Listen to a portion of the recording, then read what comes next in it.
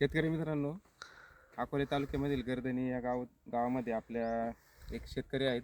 त्यांचा हा आरक्ताचा प्लॉट आहे. मागच्या वर्षी हा प्लॉट आपण 11 महिन्यात धरला होता आणि साधारण 10 ते 11 किलो माल आपण पहिल्या बहारामध्ये काढला होता.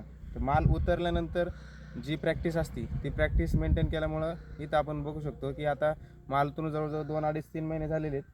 तर माल उतरल्यानंतर झाडाला काय काय काम केलं पाहिजे आणि त्याचा फायदा कसा कसा होतो आपण या ठिकाणी बघणार आहोत. या ठिकाणी बघा, इथं ही काडी आहे. ही काडी इथून आलेली आहे आणि इथं आपण एकदा टॉपिंग केलं होतं कवळं असताना. तर त्याचा फायदा असा आहे की काडी जाड झाली, एकदम कणखर काडी झालेली, म्हणजे आरक्ताची फांदी आहे, परंतु एकदम अशी कडक आहे. आणि आतमध्ये आपण झाडाच्या आतला जो भाग आहे त्यामध्ये सुद्धा अशा आतल्या छोट्या छोट्या फांद्या राखलेल्या आहेत आणि आतमध्ये सूर्यप्रकाश येईल अशी छाटणी पण घेतलेली आहे.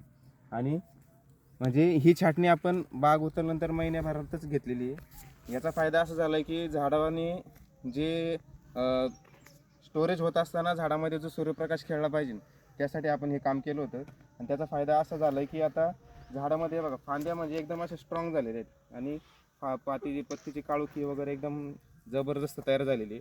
तर याचा फायदा आपल्याला असा होणार आहे की आता पानगळीमध्ये पानं पिवळी पडून जास्त गळणार आहेत आणि झाडाचं पान पिवळं पडूनच गळणं गरजेचं आहे. पिवळं पडून जर गळालं तर तुम्हाला मादी कळी मिळण्याची शक्यता सगळ्यात जास्त आहे. त्यामुळं आता ह्या महिन्यामध्ये, आता डिसेंबर महिना चालू आहे, पुढच्या 8 ते 10 दिवसामध्ये ह्या बागेचा आपण पानगळ करून बार पुढचा धरणार आहोत.